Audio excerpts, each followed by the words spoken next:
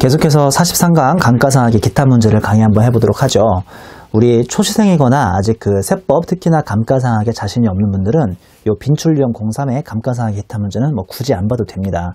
그래도 뭐 시험 문제가 요새 좀 쉽게 나온다는 경향이 있다니까 뭐 하나라도 좀 제끼지 않고 다 시험을 건져야겠다라고 생각하시는 분들은 당연히 공부하시는 거고요.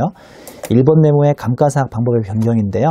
이거 정말 실무해보면 좀채 감가상각 방법은 변경하지 않습니다. 이거 별로 자주 있는 상황도 아니고요. 잘못 변경하면 감사인들이 분식이라고 막 지적하거든요. 자, 세법에서는 감가상각의 방법의 변경 사유를 당연히 법으로 아주 엄격하게 정해놨는데, 첫 번째, 상각 방법이 서로 다른 법인이 합병을 하는 거죠. 뭐 별로 안 좋은 사례 같은데 삼성전자가 LG전자를 합병하게 됐어요. 삼성전자는 정액법이고 그 다음에 LG전자는 정액법이면 둘 중에 한 명은 뭔가 바꿔야 할 거 아닙니까? 동그라미 2번은 동그라미 1번에 대한 짝퉁인데요. 상각 방법이 서로 다른 사업자의 사업을 인수 또는 승계하는 경우죠. 동그라미 3번에 외국 투자자가 내국법인의 주식 또는 지분율을 20% 이상 인수 또는 보유하게 된 경우죠. 4번은 기획재정부령으로 정하는 회계정책의 변경에 따라서 어쩔 수 없이 정률법 쓰던 것이 IFRS 때문에 정액법으로 바뀌면 세법도 그 방법을 인정해 주기로 했고요.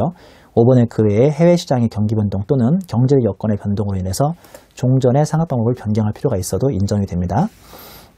그리고 양가로 2번에 감가상각 방법 변경 절차인데요. 내용을 보면 변경할 감가상각 방법을 적용하고자 하는 사업연도의 종료일까지 감가상각 방법 변경 신청을 하고 관할 세무서장의 승인을 받아야 합니다. 이거는 승인사항입니다. 말씀드린 것처럼 잘못 변경하면 분식으로 제가 이어진다고 그랬잖아요. 이게 상당히 중대한 상황의 일종이고요. 그래서 승인까지 얻으셔야 하고, 양가로 3번에 상각 범위의 계산 방법인데요. 이렇게 하면 1차 시험이 상당히 골치 아픈 문제가 됩니다. 1차 시험에 이렇게까지 계산 문제 나오면 좀 어려워지긴 하는데, 변경 후 방법이 정액법이든 정률법이든 여러분 아시죠? 정액법은요, 우리 상각잔액, 미상각잔액에 곱하는 게 아니라 취득가액에 곱하는 거잖아요. 근데 요거는 그게 아닙니다. 상각 방법이 변경되면 변경된 방법이 정액이든 정률이든 남은 미상각잔액에 상각률을 곱하는 방식이니까 둘 다 미상각잔액이라는 걸 기억하셔야 돼요. 여기서 미상각잔액은 취득가액 빼기 감가상각 누계액에서 상각 부인액을 더하고 있습니다. 그리고 주 2번 보시면 상각률도요, 감가상각 방법 변경 후에 상각 방법에 대한 신고 내용 연수, 우리 잔존 내용 연수가 아니라 당초에 신고한 내용 연수로 상각률을 잡아야 하기 때문에 이게 계산 문제가 나오면 상당히 좀 복잡해지죠. 자, 그 다음에 2번 네모에 중소기업 및 서비스업 설비 투자에 대한 가속상각 특례라고 해서 이번에 이제 개정이 됐는데, 중소기업 및 서비스업만 이게 해당 사항이 있고요. 내용을 보시면 양가로 1번에 조특법에 따른 중소기업이 요새 경기도 힘든데 거기다가 중소기업인 거예요. 그럼에도 불구하고 다음 중 어느 하나에 해당하는 설비 투자 자산을 2014년 10월부터 2015년 12월까지 취득한 경우에는 자산별 업종별 기존 내용 연수에 그 기존 내용 연수의 50%를 더하거나 뺀 금액 범위 가로 열고 1년 미만은 없는 것으로 하면서 중소기업을 선택하여 납세지 관할 세무서장에게 신고할 수 있다라고 되어 있습니다. 차량 운반구, 선박 항공기, 공기구 비품, 기계장치까지 가능합니다. 214페이지의 양가로 2번에 서비스업에 대한 감가상각 내용연수 특례라고 해서 이것도 서비스업만 가능한데요. 서비스업을 영위하는 법인이 2015년 12월 31일까지 취득하는 설비 투자자산 가로 열고 중소기업에 대한 감가상각 내용연수 특례 적용 대상 자산과 동일하다고 되어 있고요. 이것에 대해서 기존 내용 연수의 40%를 가감한 범위 내에서 내용연수 특례를 적용받기 위해서는 설비 투자자산을 취득한 날에 속하는 과세연도의 과세표준 신고기한까지 납세지 관할 세무서장에게 제출하라고 되어 있는데요. 이 내용이 지금 일시적인 내용이다 보니까 출제 가능성은 대단히 낮고요. 이제 한 번 정도만 읽어보셔도 뭐 문제가 말문제 정도나 나오지 계산 문제 나올 수가 없으니까 참고하도록 하시고요.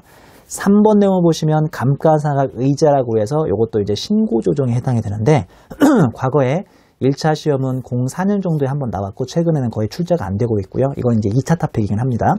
그냥 거기 있는 제가 사례로 한번 설명을 드리자면 주 A는 1, 2기에 법인세를 감면받으면서 비품 취득가액 1,000원에 내용연수 2년에 정액법에 대해서 임의상각제도를 악용해서 감가상각비를 1, 2기에는 아껴두었다가 3, 4기에 계상하는 경우죠. 우리 세법상 감가상각은 내용연수가 있다고 해서 무조건 그 안에 완료할 필요 없고요. 조금씩 상각하는 건 말이 돼요. 그러니까 여기 같은 경우도 1,000원의 내용연수가 2년이면 500을 빨리 상각할 필요 없고요. 그냥 200, 200, 200, 200, 200씩 5년 동안 해도 되고요. 심지어는 1년, 2년 차에는 안 하다가 3년 차, 4년 차에 한 번에 500, 500을 해도 괜찮아요. 무슨 말씀인지 아시겠죠? 이 내용을 보니까 게다가 또 1기랑 2기는 법인세를 감면받은 해라고 하니까 이 주 A라는 삼성전자 같은 회사가 잔머리를 쓰는 거죠. 1기, 2기에는 감가상각비를 잡을 필요가 있다 없다? 없는 거예요.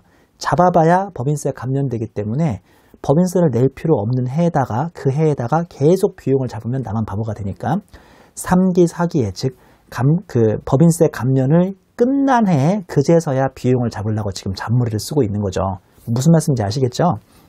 그래서 기업회계에서 안 잡았는데 이게 감가상각 의제라는 신고조정에 해당하면 세법상 500, 500의 한도 나오는 대로 1기에 송금산입을 강제로 하게 되어 있습니다. 그러면 감비 500의 마이너스 유보, 감비 500의 마이너스 유보를 해서 감가상각 의제에 해당이 되는데 이 감가상각 의제는 1기, 2기보다는 그 뒤에 3기, 4기 쪽에서 훨씬 더 뭔가 그 진가를 발휘하는데 기업회계가 참고 있다가 3기와 4기에 드디어 500, 500을 잡으면 원래 세법은 한도를 감가상각이 끝나지 않은 한 끝까지 한도가 나오는데요. 이렇게 감가상각 의제에 해당하면 3기하고 4기는 더 이상 한도가 안 나오죠. 왜 그런지 아시죠?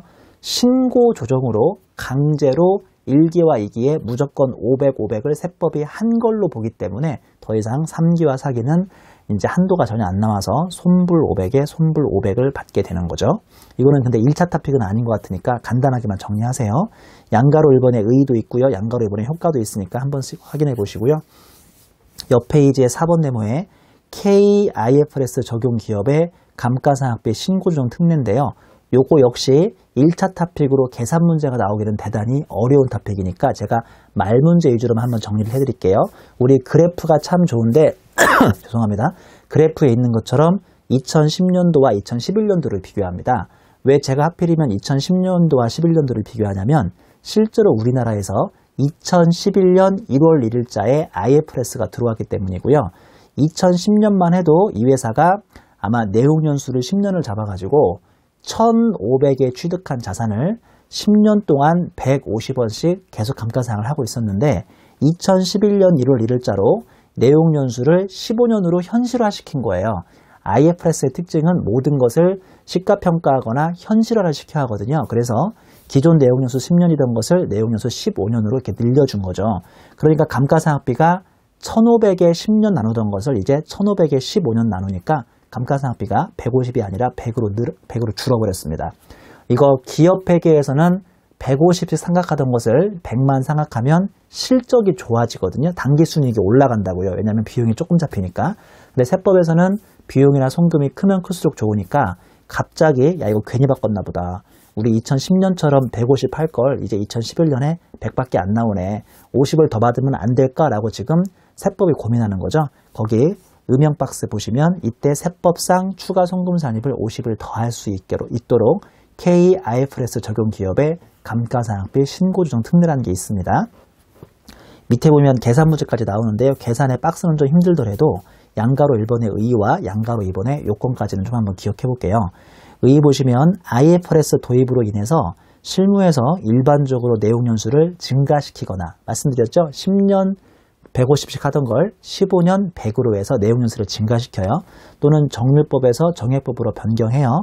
또는 비한정 내용연수로 인해서 상각을 하지 않은 무형자산이 등장하는 등 K갭 방식에 비해 감가상각비가 감소하면서 기업의 세부담이 증가할 수 있으므로 예전 K갭 방식을 적용할 때의 감가상각비만큼 추가적으로 송금산입을 더하게 해주는 일종의 신고조정 특례가 되겠습니다. 양가로 1번의 요건을 보면 반가로 1번의 대상법인 IFRS를 적용하는 내국법인에 한해서만 이런 걸 적용할 수 있고요. 반가로 2번의 대상 자산을 보면 1번의 유형자산, 2번의 일정 요건을 만족하는 내용연수가 비한적인 무형자산, 그 다음에 3번의 KIFRS 최초 적용하는 사업연도 전에 취득한 영업권까지 해서 3개 정도가 대상 자산이 되고요. 적용 방법은 2013년 이전에 취득한 자산하고 2014년 이후에 취득한 자산으로 갈리고 있는데 저기 박스가 있지만 1차 토픽에서는 이 계산 문제가 나오면 풀 시간도 없으니까요. 이제 스스로 여기 제가 맡기겠는데 아마 계산 문제를 풀기는 힘들 겁니다.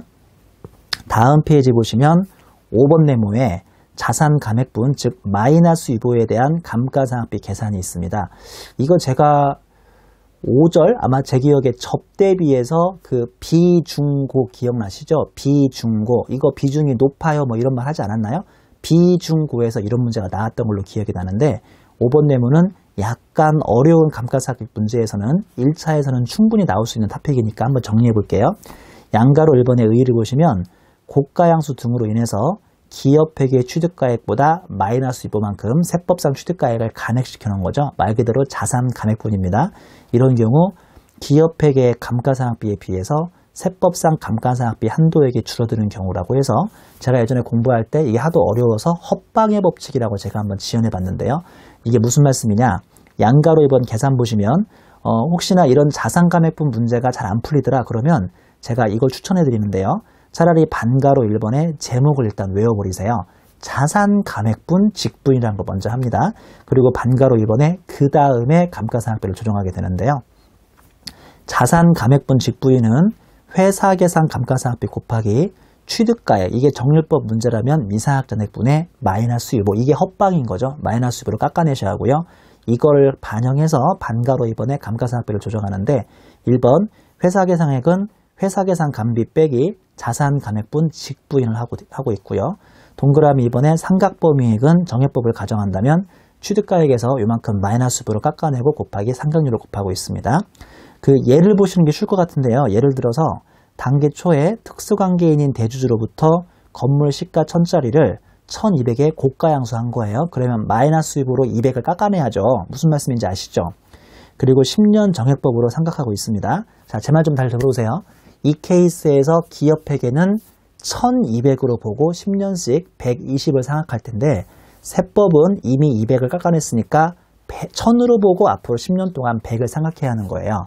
그러면 120과 100 사이에는 언제나 20의 괴리가 발생하는 거죠. 그거를 조정해 주는 게 바로 자산 감액분에 대한 감가상각비입니다.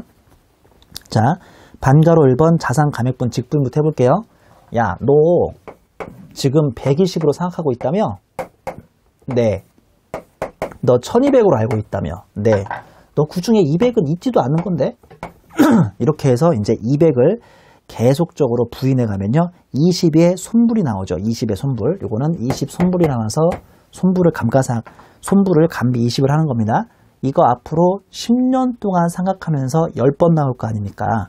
그러면 아까 문제 조건에서 마이너스 유보를 200을 해놨잖아요.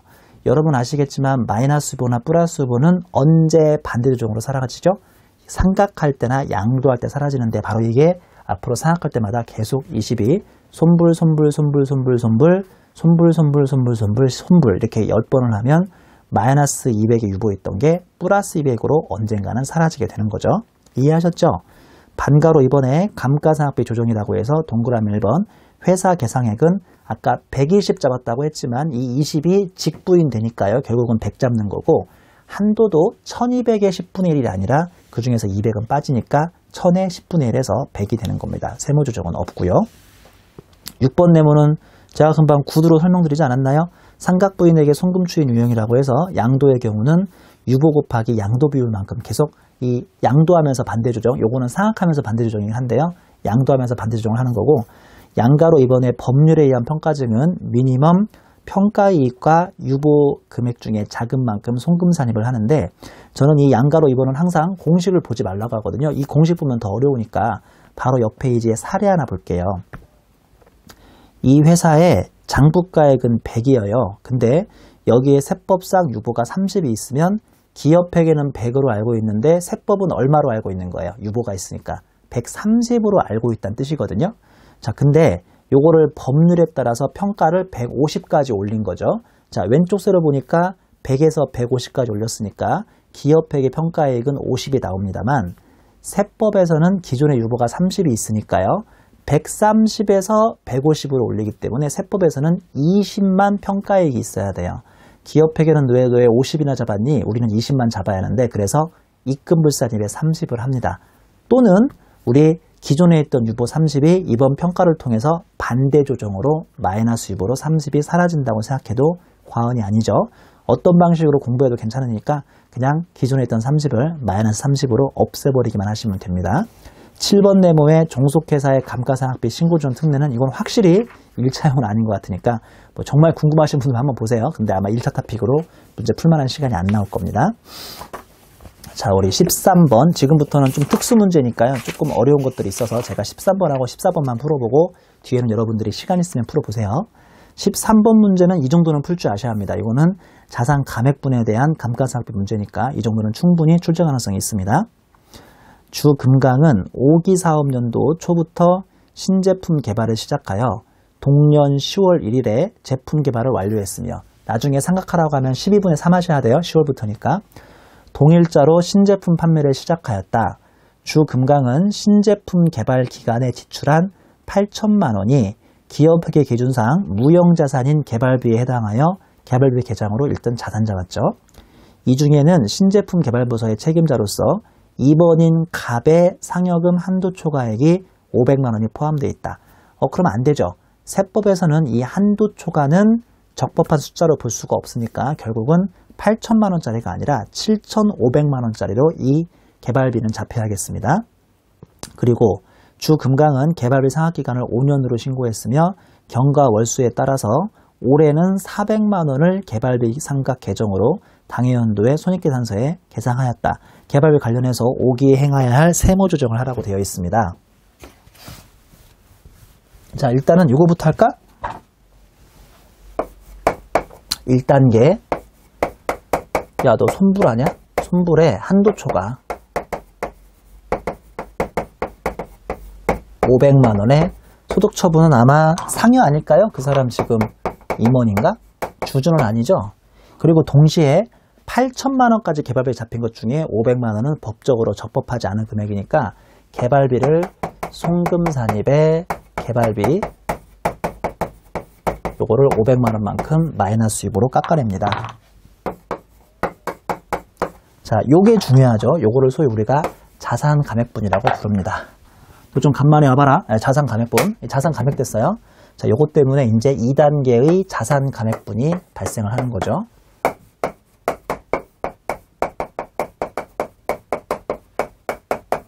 자, 제가 순서 외워버리라고 그랬죠. 1. 이걸 뭐라고 하냐면 자산 감액분의 직부인이라고 불러요. 직부인. 야, 너 내 말 오해하지 말고 잘 들어라. 너는 이 주금강 너 바보야. 너 1년에 지금 올해 감가상각비 얼마 있니? 나 400 했는데요. 그래? 너 허심탄회하게 얘기해봐. 너 지금 이 자산 얼마짜리인 줄 알았어? 800여. 너 아니거든. 그 중에서 500은 있지도 않은 거거든. 왜 있지도 않은 걸 괜히 감가상각하고 앉아있니? 라고 해서 이거를 직부인하시라고요. 이게 얼마 나오냐면 25만 원 나올 거예요. 그럼 얘부터 일단은 손불하십니다.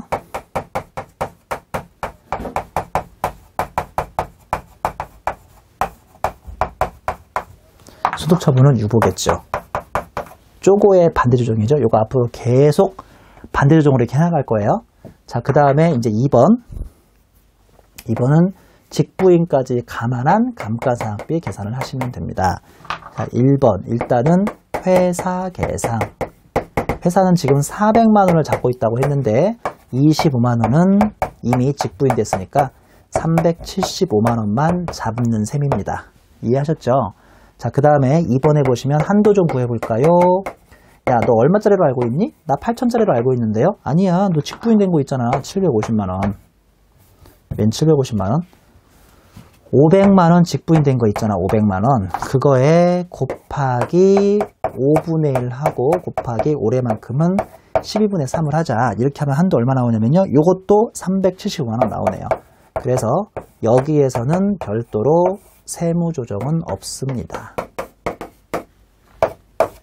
결론적으로 지금까지 세무조정을 싹 더하면 500, 500에 25만 원이니까요.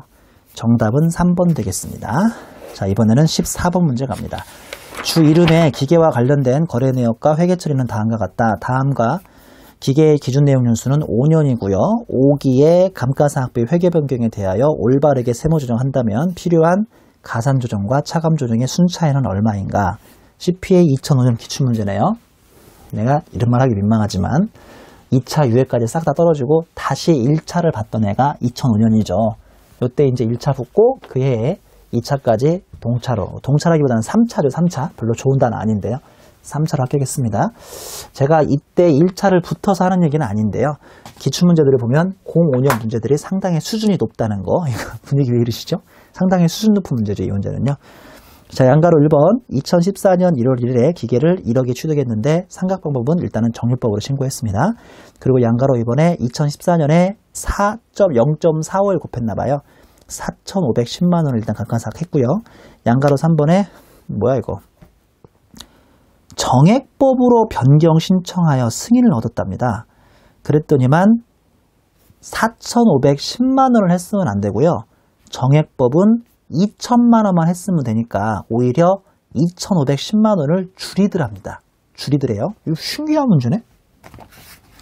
제가 아까 이건 조금 복잡하다고 하면서 일반적으로 여기에다가 감누 잡고 여기다가 기업회계가 이익잉여금을 처리하든 전기 오류로 해서 이거를 손익으로 잡든 세법은 자동으로 뭘로 본다고 그랬죠? 세법은 이걸 자동으로 감가상각비로 본다고 그랬죠. 감비로. 이해하시죠? 근데 이 문제는 거꾸로 온 거 아시죠? 이 문제는 그런 문제가 아니라 기업회계가 작년에 오히려 감누 많이 잡았다며 251을 이렇게 해서 없애버리고 뭘로 보냈나요? 보다시피 이익잉여금 보냈죠? 이익잉여금. 거꾸로예요. 거꾸로. 자, 제가 아까 뭐라고 그랬냐면 이렇게 작년에 많이 잡은 걸 취소하면 세법에서는 인정이 된다 안 된다? 세법에서는 인정이 안 된다고 그랬어요. 그래서 일단 이중조정 해줍니다. 이중조정. 세무조정으로 야, 너 왜 자산을 오히려 이렇게 없애버렸냐라고 해서 이거 이중조정으로 일단 송금산입으로 다시 자산을 죽여줍니다. 자산 늘린 거 송금산입으로 감누에 2,510만 원을 마이너스부로 일단 해주시고 요거 건드려야 하니까 입금산입으로 이익잉여금도 2,510만 원을 자본 건드렸으니까 기타로 처분을 합니다.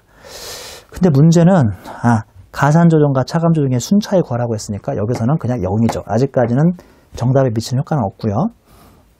양가로 4번에 2015년 12월 31일에 감비를 계상했죠. 자, 그러면 1. 회사 계상 감비가 2천만 원. 2번에 한도액입니다. 자, 이렇게 삼각방법을 변경하면 뭐에다가 곱하라고 그랬어요? 뭐에다가? 미삼각에다가 곱하기 퍼센트 곱하라고 그랬죠. 일단 바뀐 방법은 지금 정액법이니까 나중에 0.2 곱하는 건 분명해요.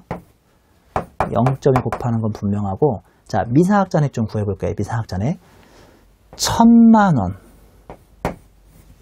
취득가액이 1,000만 원 아니에요? 1억이구나. 취득가액 1억. 그리고 작년까지는 4,510만 원을 생각했죠. 4,510만 원 빼기 4,510만 원. 그리고 올해 2,510만 원을 이렇게 다시 취소시켰죠. 근데 취소시키자마자 또 세법이 더 잡아야 한다고 했죠. 그러니까 한마디로 이 효과는 지금 사라지는 거 아시겠죠? 이 효과는 사라져요.